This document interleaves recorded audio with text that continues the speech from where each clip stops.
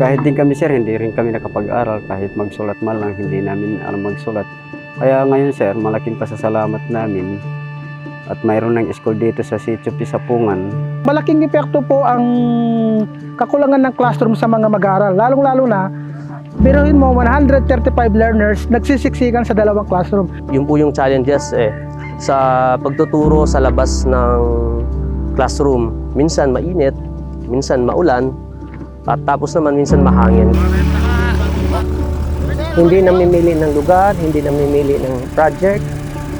Kahit gaano kalayo, nandoon kami kasi yun po ang puso ng ML.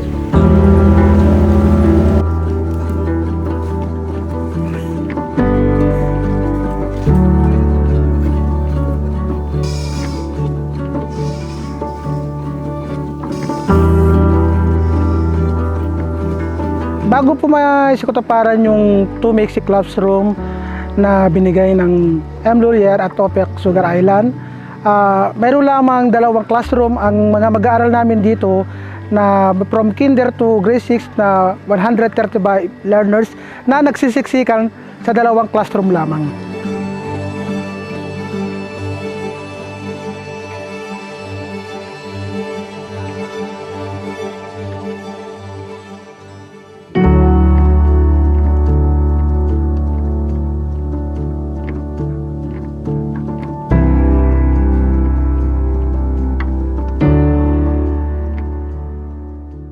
Nakita ko yung matinding pangangailangan ng mga estudyante, pati sa teachers nila. During that time, nakikita namin nag-emerge yung mga estudyante because of their limited classrooms.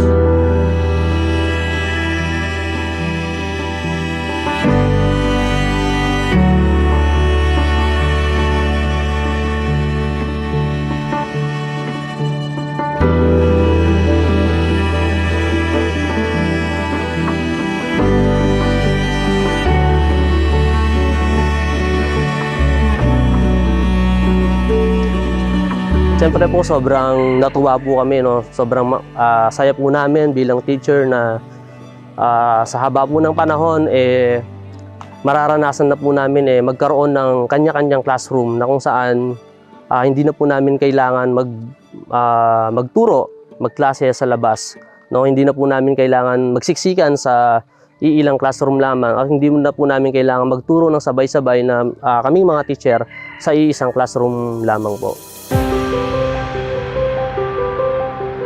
Ang inspirasyon po ng project ng Hulagway ng Pag-asa ay yung successful po na project namin last year sa Tarukan Elementary School.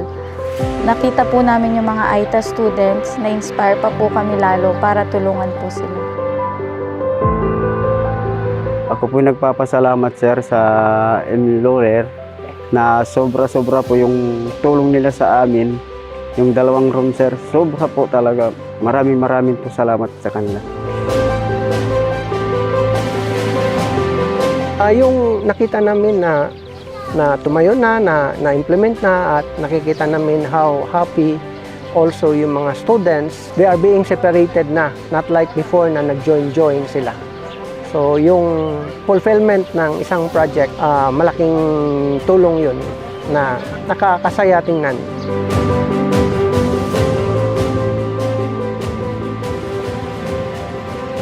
Ito'y pagpapatunay, lalo na sa dinadala naming tagline, that M. Laurier cares. Tayo na sa M. Laurier, tulay ng pamilyang Pilipino.